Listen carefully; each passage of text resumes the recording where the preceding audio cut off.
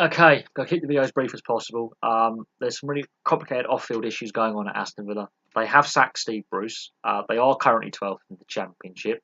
The 3-3 draw with Preston was not what I think was needed. I think he should have got a win there. Preston are the bottom club in the league. They are struggling. Villa should have won that game. But I think the issues with Steve Bruce and his longevity at the club were sealed, I think, with the playoff final defeat to Fulham in May. I think he had to win that game.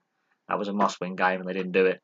That led to John Terry leaving the club. There was some issues whether Steve Bruce would stay or go. Rumours still, and there were rumours at the time that Thierry Henry was lined up to replace him, and there are still rumours that Thierry Henry is going to come in at some point to replace, obviously, Steve Bruce's replacement. Thing is, 2 years ago he replaced Roberto Di Matteo, another great ex-pro. So this is, ex-players going into management, doing a managerial roundabout. Di Matteo was the manager at the time. He got the chop. Bruce comes in, stabilises a little bit on the field, gets them to the playoff final, which was a fair achievement considering the off-field issues financially. The amount of money spent though was more than they received in revenue, including parachute payments and TV money, and obviously the finishing bonuses, the positions where you finish in the league, you get prize money from that. They spent more than they got in gate receipts and everything, so their revenue was less than their outgoings.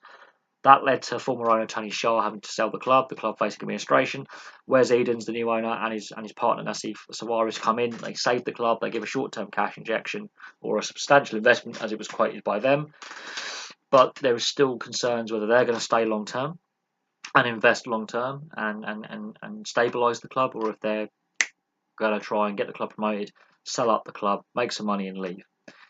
So there are issues off the field. I think that's part of the reason why Steve Bruce has been sacked, which then nullifies getting Jack Grealish to extend his contract. Steve Bruce worked so hard to keep Grealish at the club. Now I can see Grealish being used with his bigger get-out clause and buyout clause. I can see Grealish being sold to a Premier League club to make some revenue for Villa so they can stabilise the financial situation. I think Grealish may not want to stay. I think Steve Bruce has made him promises. Steve Bruce has now been sacked. Grealish is going to be a transfer pawn, I'm afraid. And that's my view on it. I think Grealish won't stay at Villa beyond the end of this season. I think he's gone in January or in the summer, depending on where they are. If the form deserts Villa, which I fear it may not. A new voice may be necessary. But if Villa start tumbling down the table, I can see Grealish being sold in January or at the end of the season to get some cash injection in there. But we'll see if Thierry Henry is the replacement long term. There are rumours that he is going to be coming in soon. Steve Bruce's assistant is taking temporary charge, plus the under-23s coach is also assisting in a caretaker role.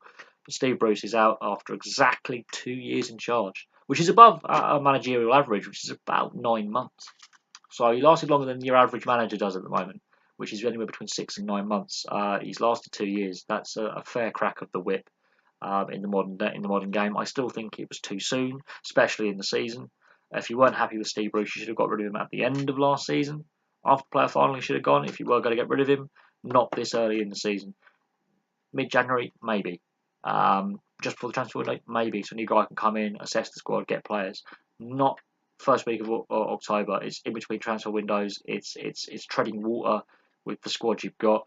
So you've either got to get a guy who can inspire this squad to increase their performance, or we could have issues. But there we go. He's been sacked. So it's an interesting decision. Whether it's fair or not, with them being 12th in the league, is open for debate. There were some fans that were getting critical of Steve Bruce, and that is fair. A fan base is allowed to criticise its players and its manager if they feel that they're not delivering on what is expected.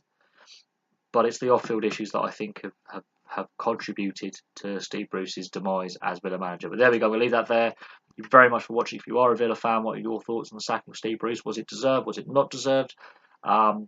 With them being only 12th. They're only 12th. It's not as if they're in the bottom half of the table. They're still in the playoff hunt. And it is the first week of October. So that's where I'm a little bit puzzled with the timing. But we'll see what happens long term. We'll see who actually does come in, if it is Thierry Henry or someone else with more experience.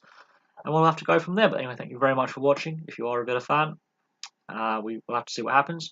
Place your comments and your likes and your subscribes. Get them in there, and I'll have some more videos for you soon.